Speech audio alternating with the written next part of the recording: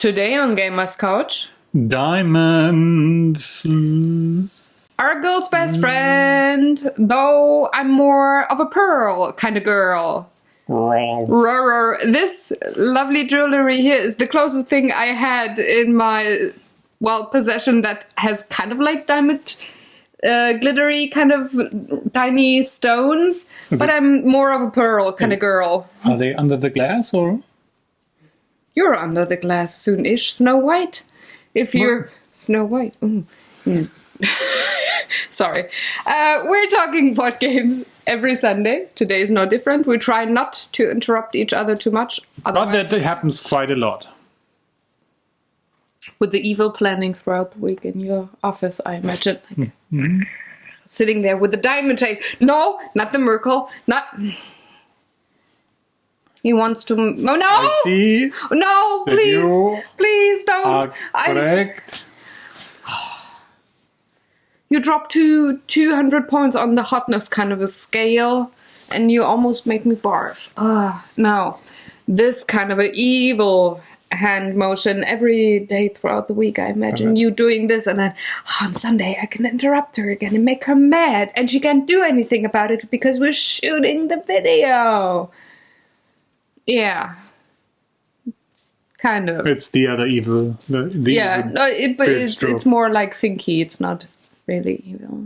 Anyway, we're talking about games. Did I introduce ourselves? Sarah, I don't know. Sarah, artist. I don't even know who you are. This is I'm the one that Sarah cooks your food. This is Sarah, the artist next to the duck behind Pinselgeschichten. Duck is not behind Pinselgeschichten. That's Aren't you Pinselgeschichten? Is the duck behind you? Kind of. Oh, snort. First snort of the day. I'm Sarah, like he said. And he who interrupts me is my hubby Daniel. I would never do that.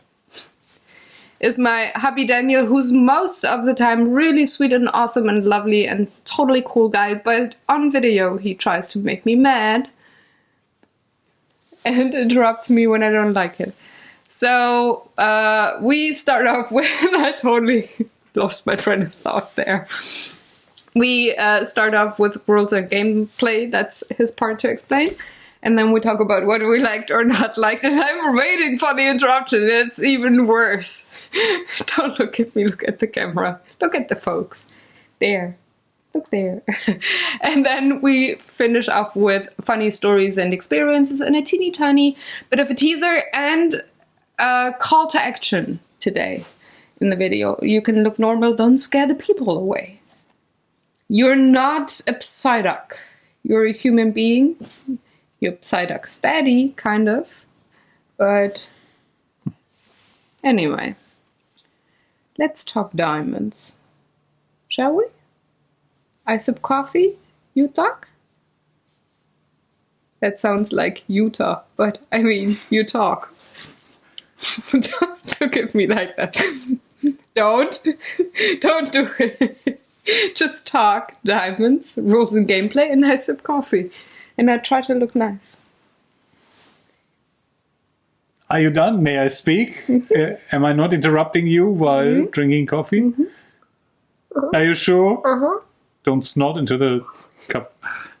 Oh no, that would be... Ooh, that would be yours. Oh look, I have a face in there. That's kind of Deadpool. Don't show the camera because that's unfortunate for my feet. Then. And it will also move the foam around. That's pretty important information for you. But the other important information for you is how to play the game Diamonds, which I will try to explain to you. Diamonds is actually quite unusual for the other games we've been talking about. It's more like a very traditional card game. It's a trick-taking game where you have pretty regular cards looking like these in the 4 different suits that you may know from other card games. You've got your diamonds, obviously. You've got your hearts, your spades, and clubs. Whatever, stupid German dad joke kind of thing. Now, in this game, you start out by shuffling these this pack of 60 cards and dealing 10 cards to every Every time I'm shuffling. Good thing that only I am the one interrupting. No, we do that to each other. I said that. I'm looking at the beautiful blossoming trees. You have a pack of 60 cards. You will be shuffling, and then dealing 10 cards to each player. Yes, that means you can play this up to 6 players, because then you would run out of cards. Also, it means that cards not dealt to a player kind of are not in the game for this turn, making things a little bit more interesting, because you probably don't know which cards are in play and which are not. Afterwards, whoever dealt the cards may decide to deal 1 or 2 or 3 cards to the man or woman or girl. It's like Girl. the pigeon, The pearl girl. the pigeon pearl to your left. If you do so, or when you do so, everybody gives that many cards to the player to their left. So kind of goes around. You are obviously not allowed to look at the cards you receive from the player to your right before passing cards to the left, because kind of that makes the thing pointless. And then whoever sits left to who deals or dealt the cards starts to play by playing a card. That can be pretty much any card. There's no limitation on what to play first and what not to play. You always have to deal cards matching suit, or follow suit, I think that is called in your language, which is not the German language. In German, it's called bedienen, which is serving. Waiter. Yeah. Garçon. Garçon, no, that's French. Damn. We were in France once, but it wasn't good time in our history. Service personnel means followed suit, kind of, if you translate German into English very badly. Whatever. And obviously the highest number wins the trick and takes the cards, and then has to initiate the next trick by playing any card you so desire. That is kind of the core of the game, and that is pretty much any trick-taking game you have seen so far. At the end, however, if you want a trick, the cards themselves don't matter that much. The only thing that matters is which suit you've played, because at the end of your turn, for whatever suit you played, if you win that trick, you get to take one of these 4 actions. And now I have to explain a little bit to you what else you get as a setup. You get a little vault, which is just paper or cardboard. You also get 3 diamonds that are in front of your vault at the beginning of the game. Now, the actual goal of the game is to get as many diamonds as possible, because at the very end, these are all worth points, and he who has the most points wins the game. Now let's jump back to our suits. These suit actions are actually the only way for you to acquire new diamonds, or to, kind of upgrade diamonds, or to steal diamonds. So, if you win a trick that has the diamond suit, you are allowed to take 1 diamond from the bank and put it behind your vault thing. Door. Screen. If you've won a heart trick, you're allowed to take 1 diamond and put it in your showroom. That means in front of your vault, similar to the 3 diamonds you started out with.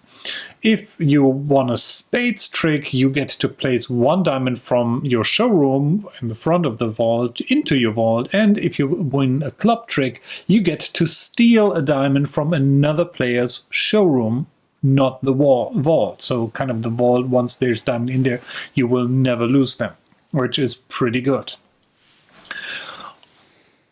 Also, for the end of the game, you want to not only have as many diamonds, you want to have as many diamonds as possible in your vault, because those diamonds will be worth 2 points, and the diamonds in your showroom, so in front of your vault, will only be worth 1 point. But that's not all. Now, what happens if you cannot follow suit? Now, here the actual interesting part of the game begins. You are then allowed to play any card and immediately take the action of that suit. So, let's assume in a 3-player game, someone starts a trick by playing a heart card. Next player also has played a heart card, but you don't have any hearts. Now, if you play a diamond card, you're immediately allowed to take a diamond from the bank and place it into your vault. Obviously, you're still not winning the trick then, so whoever wins the trick of the 2 other players will get then the heart action for the trick color that was played. So you kind of don't really want to win all the tricks if possible, because you probably want to win, well, you want to play your cards and take as many of the good suit actions that are beneficial to you. And obviously the diamonds are kind of worth the most, because each one gives you 2 victory points at the end of the game by placing a diamond in your vault. The heart one gets you 1 victory point by placing it in a showroom. The spades one also gets you 1 victory point as long as you have something in your showroom to kind of put into your vault. And obviously the club one steals a point from another player and gives it to you, which is, in a 2-player game, essentially as powerful as the diamond giving you 2 points. Or kind of, you follow my logic. Math. But you don't necessarily want to win every suit. However, what you might still want to do is to draw out certain suits to prevent other players from, playing them, like the diamonds. So if you have high diamond cards, you want to use them to draw out all the diamond cards that all the other players have to prevent them from scoring them in whatever situation would allow them to. Most probably playing an offsuit card in a trick of not their own. And now I need air, because that sentence was long and convoluted.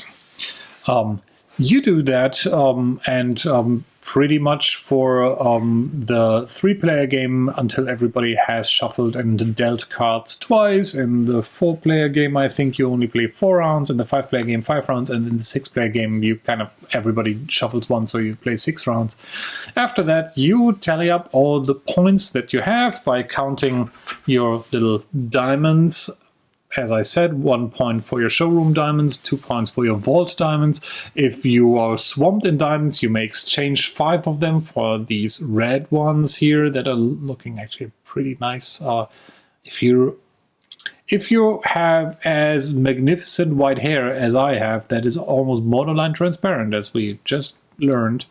That was in the clip that we didn't record. Damn. I said his hair's platinum. That's what he says. It comes up to gray. It was so transparent that the video camera actually wasn't able to record our musings. So if you were as old as I am, You're not old. You may be reminded by these of being Kerrygold by watching a very old comic cartoon called Marshall Bravestar. I'm not sure if they're not exactly the same thing, but they very much remind me of those. Kerrygold reminds me of Irish butter. Marketing. Yeah, that too. Actually, maybe I'm misremembering the name of that thing, but it's I don't know what you're referring to, so I cannot say. Maybe I just had a brain fart that was not really productive. Anyway, maybe my mind played a trick on me and won. Better brain fart than a real fart. Yeah, and I actually also showed you all of the components. You have that vault card, you have your 60 playing cards, and 1 reference card. The game also comes with some variants in the rules to make 2-player games possible, where kind of you play 2 cards per trick, and can then kind of do a little bit more strategic combo stuff and work that out. You can also play in teams where obviously you need an even player number, and then you tally up your scores at the end. And then there's a variant for a version where you have perfect knowledge of all the cards. So you kind of reduce your 60 card stock to however many players you have multiplied by 10. And then you always know what the other players have. The game is played fairly quickly. I think itself says 20 to 30 minutes, which obviously, depending on the amount of rounds you're playing, differs. I mean, But it's pretty accurate. 4 rounds certainly fall into the 20 to 30 minutes thing. The 6 rounds might be a... No, we played longer. 6 rounds, meaning 3 players, and we were not longer than 30 minutes. True. Mm-hmm. I didn't take a look at the watch because I was so busy waving my fist at other players. As you do when you're Daniel. So let's hop into the next section. Yes, please, because my throat is kind of drying up and I need a coffee, and I've been talking very long. And it's been 15 minutes, 26 seconds. For this video. Because there's the magical, mystical video that was not recorded. And we had so good puns in there. It was the most amazing, funny episode you have ever seen. Not very informative in regards to the game, but... funny, nonetheless. Yeah. Anyway, likes and dislikes. Since you're sipping coffee so nicely, I will start. Don't slurp too loud. Yeah, you could. Oh, smiling at me. Oh. And that when he's sober, I'm amazed.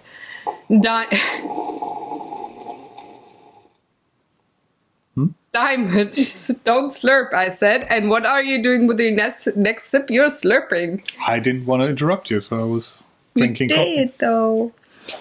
Diamonds. I like that game for some reasons, and some are just like meh. It's one, like you said, it's one of these, we know them since the 1800s, those kind of games. It's very, or it's pretty abstract. It's very close to the traditional card games that we played in Europe in World War One, pretty much. I didn't remember it, but you said it. It reminds you of Microsoft Hearts. Yeah, well, I was about to say this reminds of the old European card games that was invented with Windows 3.1 in, as we call it, the Dark Age. My grandpa played with x86. My grandpa played games like that in World War One. Yeah. So they're pretty old. And you're interrupting me on what I think. No, I just want to... throw it in there. It's a conversation. Yes, obviously it reminds me of another trick-taking game because a trick-taking game. But I think... I never checked. I think Hearts is a typical US game that is not some... So trick-taking games are present here. I would check, but our screen is my iPad. Yeah, but they're quite common here as well. But usually they have quite a lot of additional rules in there. So I would assume that they just kind of evolved over time with or depending what region you live in, they're it feels like house ruling, but then not. I think there's only a handful of game, at least for Germany, that have some kind of really official rules, but then they also have tournaments and that stuff. But even for those, it is very, very common that even within the same area, and let me remind you, Germany is not that big, but even in the same area, you come across multiple different rules for how to handle things. Yes, for simple games like Mau Mau. Which probably doesn't tell you anything. No, but the German players. If you ever play Uno or Solo or any of that similar kind of card game, Mau Mau, I think is, I don't want to call it the predecessor, but it is very close. But it's using these cards, and then some have you take 2 cards, some have you skip a turn. Kind of sounds familiar, I guess. But for Uno, they just kind of made special cards for that instead of reusing a regular deck of cards. Yeah, very true. But I didn't play Microsoft Hearts, so I couldn't say. But you said, "Oh, this is very close to it," but it has Well, a twist there because of the vault and the diamonds and the actions you get with certain suits that you play. And that's what I actually really, that's one of the things that I'm really fond of with this game. It takes something that is probably at least very old, if not ancient, that game. I don't know. We have to research. No, now, we have to research. If you remember the timeline card, when were card games invented? That is something 1800 something. That is something very ancient. No, I mean, I don't like you. 200 years in board games is ancient. Go figure. Very, very old, like I said. But it took something or a game that was around for a long time and added a twist to well, update it, make it modern, still make it feel like the old game, but then again interrupt the way you maybe played for tricks or suits in the old game. Like when I think of taking back the diamonds to the vault and the actions that you get with every suit, I guess I would play for tricks then, and then my strategy in different kinds of games would be very different. So I like that there is that twist added to the old ancient game that makes you play the whole game different. So that was one thing I was very fond of. Now I have to interrupt you because we are super professional and I have to just interject with another rule, which I actually forgot to tell you. At the end of a round, you will also count how many cards you have of each suit, and then the player who has the most cards of that suit gets to take that action once after each round. So if you have the most hearts from all of those tricks you have won, you get to take the heart action at the end of the game. If people have the same amount of number of cards, no one gets to take that action. And if you did not take a trick at all, you get to take 2 diamond actions, so giving you giving you 4 free points, not 2, 3, 4 free. FORFREE points, like 2 diamonds in the vault. That's what he wanted to say. Yeah, that's the other than the modernization of the game, I do like these kinds of games in general a lot because this is what I grew up with. I do have very, very, very fond memories of my dad and I playing card games every Friday. 10 rounds, either Mau Mau or I don't know the English word, but the German one is Offiziersguard. So it's a. Well, I don't, just for the German watchers that we might have here, so that they know. I don't even know what SCART is in English. I wanted to look that up actually. Yeah, well, you got your phone there. Mine is our screen. Look it up. I keep talking. The future of the internet. Distract them while I research. Oh, there's this thing called editing. I could cut out stuff. No, I won't. Anyway, I do have such fond memories of each Friday. Dad got home and he stopped working at 2 p.m. That was his short day in the week. And I got home from school and we took out chores and got stuff done before Mom got back from home. And between having the chores done and Mom getting home, we had maybe, I don't know, half an hour, 45 minutes so we could play. And we always did, each Friday, card games. I still do have the cards. Well, when you talk what you like, I will look for them in the box next to me. First of all, they look different because they're from East Germany, so it's not... hearts is the same, diamonds I think as well, but we got, I think clubs is translated to oak, and spades is translated to shell. So we have different cards, and I just really have a fun memory. So this game grew on me fast, though in the experiences we'll talk bit about strategy and how this game could also, well, maybe not be a fun experience depending on whom you're playing with. But one other thing before I go look for the old cards, I really, really, really like the 2-player version, because with the option that you, or the thing that you play 2 cards, you can actually have 2 actions in one row. You can start off, for example, with a 15 of hearts. The other player serves and plays another heart card. Then you don't have a heart anymore, and you play diamonds, so you can take both the heart action and the diamond action, because 15 is the highest number in the suits. So I really liked that. I actually like the even numbers better, like the 4 players and the 2 players, which is not usual for me. But in this case, I prefer them a lot to the 3 players and probably 5 players as well. So yeah.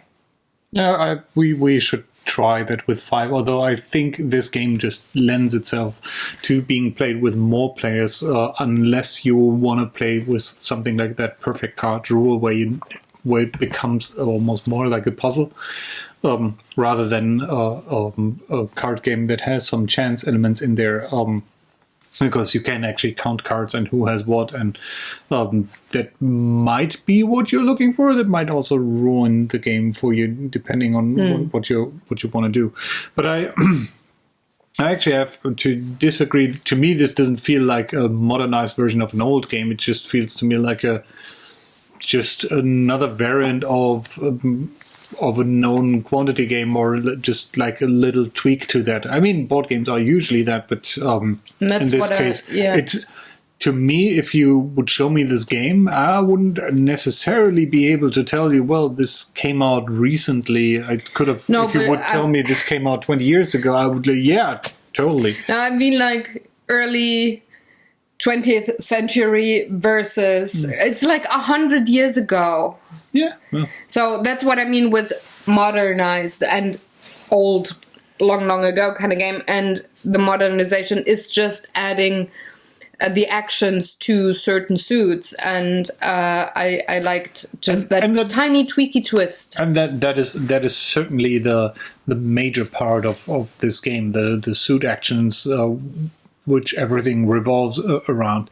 Although the game kind of says this is about taking as many diamonds into your possession as possible, actually, the important thing to know there is to take as many suit actions as you possibly can, and that doesn't necessarily mean winning all the tricks. That is, as you said in the 2-player version, which I really like that in the 2-player version. The best thing you can do is take 2 actions in a single trick by winning the trick, and also having the second card kind of mismatching. And setting that up. In fact, that already starts at the very beginning. If you're giving cards to, well, in the 2-player game to your other player, but if you're giving cards to the player to your next, you in a 2-player game, you certainly want to make sure that you ideally don't have an even number of cards of a single suit, so you would actually be able to play the last card and then have another card played out. However, that is also a downfall, at least, or let's say that is something you have to pay attention to when explaining the game, because if you don't make it very clear to a new player, they might not get how they are kind of ruining the game, or how they're doing everything in their power not to be winning, at least, and becoming kind of a kingmaker in the game, because they think. But that will be in the experience. They have to. Yeah, that's what I said. The thing is one of the. Well, it's not a problem, but it's a thing you need to be aware of, is that if you have a player at the table who's not necessarily very good at the game, or doesn't really know what to do from a strategy, and inevitably helps other players at the table, it kind of ruins the game for who else is at the table. And that, I think, goes into the 3-player experience, because if just one out of a 3-player game, I guess it would be the same, or kind of like the same with 5. I don't think that 5 wouldn't be that bad, because there's 4 other players that ideally, if one is not playing very efficiently. No, I wouldn't say it's a kingmaker, but there's like 2 main players, 2 supporters, and then one winning, maybe? It is certainly a game where every player has to pay attention to who is leading and then going after that player. I mean, don't get me wrong, these kinds of card games tend to be ruthless by nature. But here, if you don't attack someone frequently or don't try to draw out their suits and prevent them from taking that action, if they start running away with the diamonds, it is actually pretty difficult then catching up. Yes. At the beginning, that usually is still possible because they have diamonds in their showroom, and you can take them away. You can try to kind of draw out the suits, as I said. But once they reach a certain point where they have put so many diamonds into their vault, they're kind of very far ahead of you, and it is difficult to pull them back. The only option you have then available to you is trying to, prevent them from playing any further suits. Yeah. But that's not necessarily advancing your own but not position as much to not them taking a trick then and getting 2 diamonds into the vault again. Yeah. So it's really difficult to catch up here. I guess that's why I do prefer the even numbers of players with this game. I think it doesn't necessarily have to do with it has to do with the more players you have, the less apparent the problem becomes if one of the players is doing that or helping someone else out. And probably most of you saying, duh, idiot, this is a trick-taking game. They're all like that. I'm just pointing that out. I mean, we're not playing that many trick-taking games, and while I enjoy playing them, I usually play them, I don't want to say solitaire, but it's like playing them I'm with you on a PC or... or if it is with a gaming group, we very, very rarely play just the 2 of us. A trick-taking game. We sometimes do that. Actually, the reason for that is that Diamonds is pretty much the first trick-taking game that we frequently play, just the 2 of us. It's actually the only trick-taking game in our game collection that we deliberately sought out. Because kind of the others is more like a filler, or we don't want to have a involved heavy game tonight. We want to play just something fun and talk while we do things. That's why we play it. But even then, we don't play them frequently in the gaming group. So I'm with you that I say, okay, this is more of a solitaire kind of an experience when we play trick-taking games. The other thing that makes this particular runaway, it's not really a runaway problem, but if you by chance end up with a lot of diamond cards in your hand, in your starting hand, chances are that you will be ahead a lot at the end of the round, unless someone like the entire table has to turn against you, and players have to, I don't want to say work together, but they have to kind of pay attention to, wow, he's really in the lead or she is really in the lead. Now we have to counteract that, look a little bit at the cards that have been played and cards that are still available, and try to either take points away by stealing stuff from the showroom, or by preventing them to get all the diamond actions in there.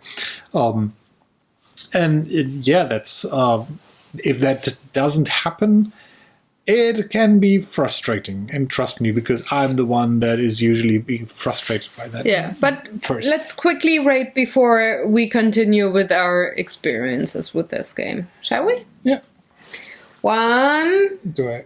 Oh, I need to. Yeah. Okay. 2, 3. Same thing. Okay. From my point of view, I would recommend this game if you're looking for something to play with, let's say 3, probably 4 or more players. If you are looking for a game that you can play through an entire evening while doing something else, like talking.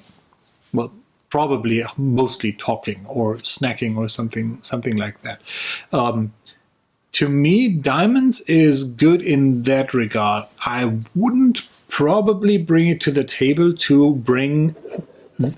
Now that sounds weird. I wouldn't want to play this to play this, and to win at it, as with pretty much any other game where it's like, hey, let's play this game, have fun, but ultimately you also want to win at the game.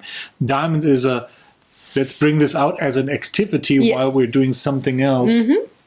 And at that, it is perfect. Mind you, that is what pretty much all of those classic card games are for me anyway, because that is how I grew up. I guess that is how you grew up. We had a pot, like whomever lost had 10 cents in a jar, and at the end of the year, we would buy concert tickets and go to a concert together from that pot of money. So that's kind of with all these card games. When I start playing, I'm fine with the thing that I'm probably have no influence over if I'm winning or not. At least with to a certain everything extent, being equal, you just play the game to play the game, and almost you could play the game without taking score and still be fine. Yeah. We always took score. Daddy and I always took score. Actually, that is one of the things that we should try that. I was thinking about that. Although you're supposed not to know the score of each player, it's not really difficult to get a feeling, because you see when they take the diamonds and where they put them, or if they really want to rub it under your noses, they start exchanging the diamonds for the 5-point diamonds. And hey, I already have like 80 points on my vault, and you don't really need to play anymore. Since this game, per the default rules, ends after a certain amount of rounds, I think a different take on that would be you could end this game after reaching a certain amount of points, but then you would have to kind of openly show how many points each player has, or at least after each round say, okay, this game ends with, let's say, 50 points or 40 points, because I think all the games we've played so far were in that range, unless something really unexpected happened, or where it is first of all, more apparent to each player who is actually in the lead and how many points. And then you can counteract it maybe a bit. And then you can counteract it. Or for all the other card games I remember playing, we had usually one long list, and all the games just you would just note down all the numbers, and then at the very end, that's like Oracle in our gaming book. We have a gaming book. Yes, you can do that here as well, but if you just play a round of this game, that score is it's not really secret, but it's kind of secret, or not easily apparent throughout the entire game. So that might be something that makes it, or that would enhance the experience for me. Yes, and then you play a whole year, and then the winner of the total most diamond, or just for an evening. That would be fine, I guess, too. If you're playing more than 6 rounds or more than 4 rounds. Yes. I'm thinking about this. Let's sit down for 3 hours, chat, and play a game all the while. And the winner gets, I don't know, a piece of chocolate or something. I don't know. Yeah, I could see that. But since we rated, I rated like that because,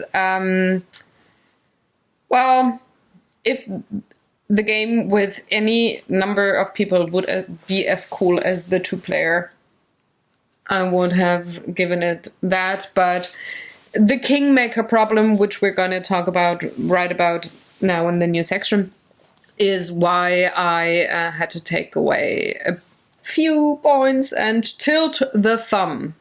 Now, funny stories, experiences, Kingmaker problem. My dear, you can tell the very sad tale of you always being screwed over. It's so, and it's really, I mean, it's sad because I feel for him. No, it it is not sad. It is just annoying and kind of. Well, it's sad to me. I would have to say I gave it the thumb to the side up, despite. Yeah, you would actually have done it like that. But if it would have been just emotions. That is not necessarily the fault of the game, because I guess quintessentially I'm angry about myself because I should have explained it maybe a little bit better, because we had a couple of games where, out of habit, and that is probably unique to our gaming group, but there is the notion at our game, at the table, that for whatever reason, I'm considered one of the bigger threats to all the other players. So what usually happens is, if there is something that you can play against a singular player, let's say like stealing diamonds from the showroom, it usually is me that is targeted, because kind of everyone assumes that, well, I am in the lead because they either didn't pay attention or they didn't really grasp on that if someone else at the table just in the prior round took 6 diamond actions and has therefore 12 points, where someone else was playing 3 cards in a row that's allowed him to put a diamond from his showroom, of like playing spades, but has no diamonds in the showroom, that person is not in the lead. For some reason, some people don't realize that. And if you have, or in that case, if you have a player that is aggressively playing against you, the third player, at least in the three-player game, and that's why I don't like it. Not only automatically wins, but will win with, in our case, twice as many points as the second place player, because it's now obviously you on the internet are probably wiser than I am and all the other players we're playing with. We're saying, yes, obviously you would do that, but that's the point where I'm saying I'm kind of angry with myself, or frustrated with myself, because the game itself doesn't make it clear at the first play to you that you don't want to necessarily win every trick, that you want to have as many suit actions as possible, and that usually does not require you to win a trick. You want to you want to play your cards in a fashion where, ideally, best round would be you have won no tricks at all, but had a lot of diamonds on hand and were able to use that suit action every time. Then you would probably be very much in the lead. And now, if you have other players in the game that kind of fight amongst themselves and ignoring you entirely, that is nothing that is specifically bad or troublesome with diamonds. I think it's a generic trick-taking thing, and it becomes very apparent, as I said, with if you have a low number of players, because in a 3-player game, if one player is playing that way, there's not so many other players that can benefit from them. So if they're picking on one, automatically the third player will win, because kind of... Yeah, and I mean, one thing that always happens with odd numbers of players in trick-taking games, if you would be the first one to attack and take a stone from me, in that case, I would very, very likely, when it's my turn, get back to you and steal back a stone, and totally ignore the third player for at least one round. Yeah, but that is the actual problem, because you should steal from the player who's in the lead. And that is with so many trick-taking games. And if you're not consciously thinking about that and making it clear to all the players that it is not, oh, I like you better, that's why I'm gonna steal from the other, but it's just simple game strategic, then you would maybe get around it. Or with very seasoned players, you wouldn't have that problem. But the question is, how much fun is it to introduce, say, diamonds to a new player who's not a seasoned board gamer, but more on the very casual kind of part of the spectrum, and tell them that particular strategy thing? Would it make the experience better? It would be more balanced, but would it be... Yeah, I think... What do you tell a player when... I certainly don't. You did say It's not something I would expect on the first round because it's a new game. You have to learn it. But after playing like the 5th or 6th round, at least you should get a feel for it, who's yes. in the lead or who's. So you for example decided, since he always explains the new games. With all of the gaming rounds that we had, you and the different groups, you always explained it's not always the best idea to get the trick. The strongest suit to play is diamonds. The second strongest might be spades. So you explained a few of the strategic things, but you never explained the always look what the other players are playing and not just get back to the person who maybe stole a diamond from you all the time, but distribute your attack to the strongest player in the game and not and we get emotional. I don't know. No, it's really difficult. This is kind of really going off now from the game because that is I think a typical we have the certain type of blah blah blah player at the table, and there's some. I just want to point out that this game brings that out very quickly and very apparently. So going in, you either have to play this saying, I don't care who wins or loses, it's all up to chance because, I don't care. If you're playing this to win the game, this may be really frustrating because it really, if you have a couple of player archetypes at the table that where that doesn't work. And as you said, the one thing is if you have a player who goes after, hey, he attacked me first, so I will crush him into the ground for the next 3 or 4 turns. That is usually not good. But it's also bad just going in and saying, I want to attack you first, then you, and then you, and then you, and kind of equal everything out because I don't want to tip on anyone's toes, which is also not that great. I mean, these kinds of games really depend on everybody paying attention to what everybody else is doing as well. And that's why I said I don't mind that if that doesn't work out in the first turn, because that is quite overwhelming. Yeah.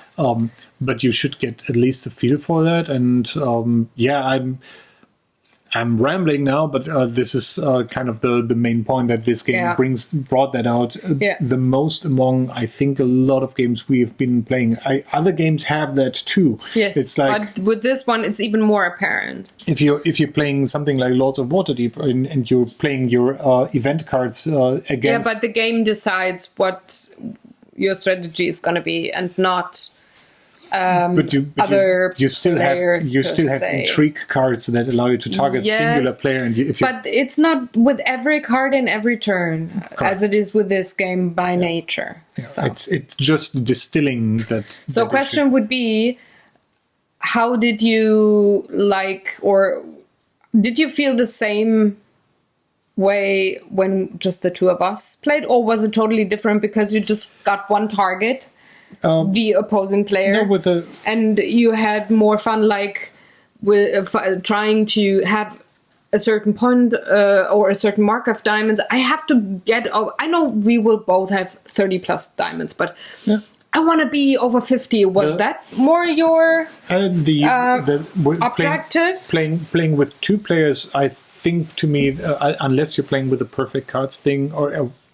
Actually, even if you would be playing with that, that almost ends up to chance because it kind of depends on what the starting cards are that you have. You can only so far outwit the other player, or you at one point you're going to take a chance and say, does she have the 15 if I play the 14, or is the 15 out of the game? That's actually what I like. I would probably not like this game with 6 players because then all the cards are in and then you can start counting cards.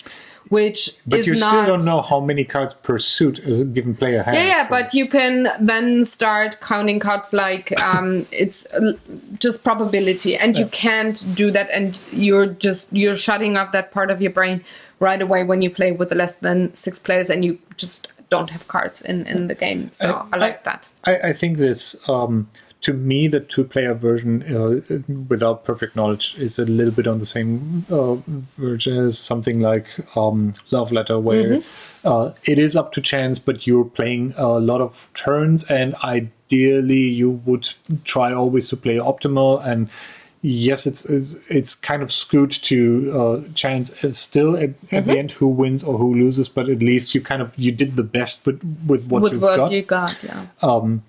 I would still say I vastly prefer this game with 4, 5, or probably even 6. The more players are there, the more diffuse that I'm going against one particular player, because the chance for 2 players to get into the lead, or 3 players getting into the lead with a higher player count is.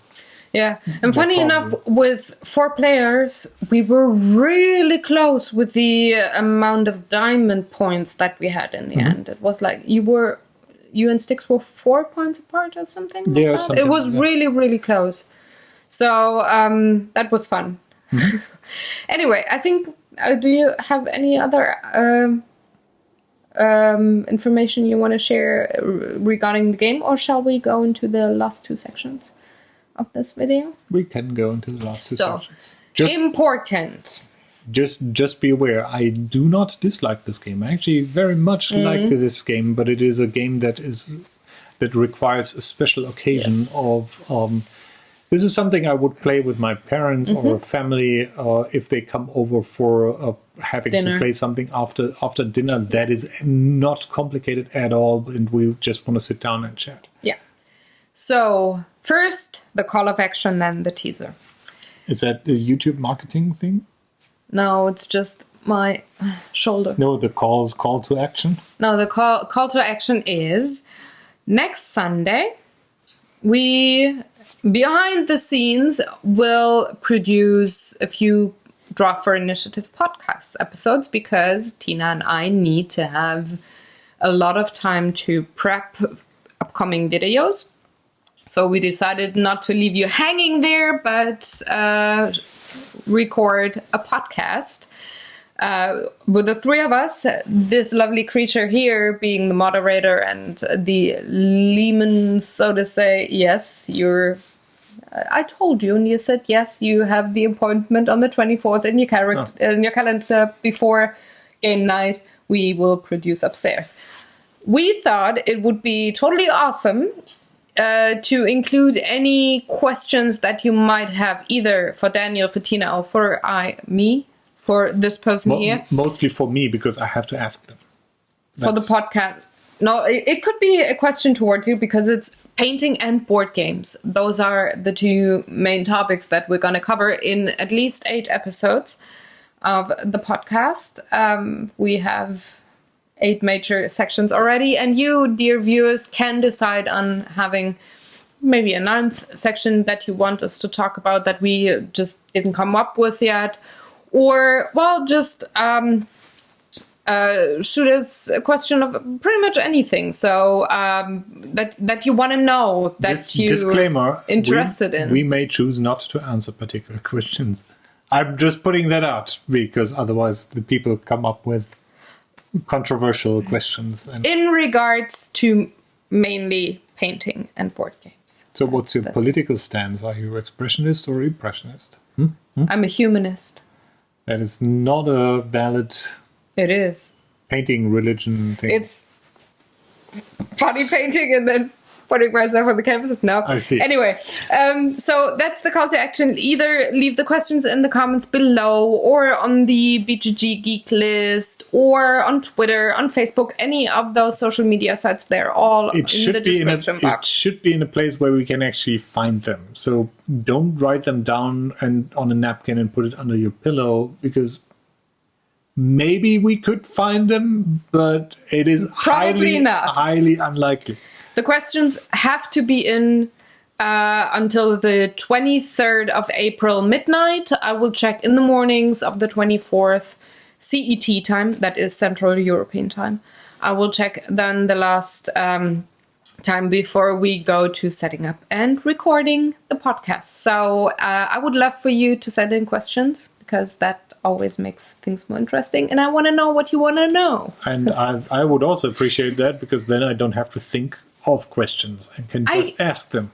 I prepped like 4 sheets of paper with talking points for you being the moderator, just to give you information and make it easier for you. But that would be on top. That's almost like an advertisement. It's a conversation starters. And no, because we want to.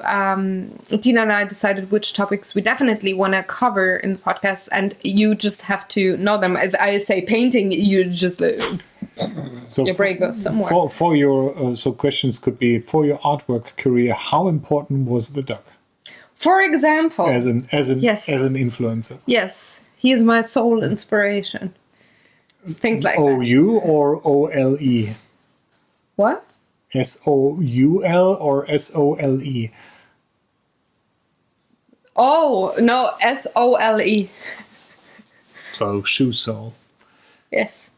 The other thing is the weekly teaser for the Draw for Initiative painting video that will come out tomorrow. No, not tomorrow. Wednesday next week, 9 a.m. CET on this channel. It's not done yet. It's done. It's scheduled. It's everything. They know we work ahead. Have you never listened to Tina and I talking on the? No.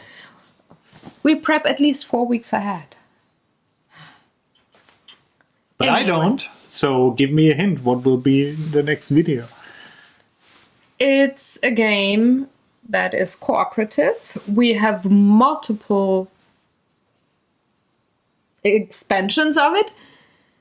You painted minis for it. And you have to go on adventures. I don't think that we have a real expansion for that, but I think I know what you mean. Whisper? No, not say. We have 2 smaller like add-ons, but it's not a full No, it's a small and a big one. A big box that you haven't painted yet. The big box. Maybe then it's another game. So maybe then, yeah. We got the idea of buying that game from the guys from Penny Arcade. At least that's when I remember seeing a game. Gabe talked about it, playing it with his son and. Because I was thinking about a game involving a couple of undead minis that had been painted, and where we only have. Oh no, that will come up later. Okay, so. But that's painted. That's painted. It was mentioned with the Penny Arcade guys, and I have. Well, Gabe talked about it in one of the TV shows. I know it's all about hamsters and dogs and chinchillas. Alternative food sources in the forms of insects. Correct. I see, and it's a crawler because of the insects. Also because dungeons might be involved. Yes, very true. Now I know what you mean.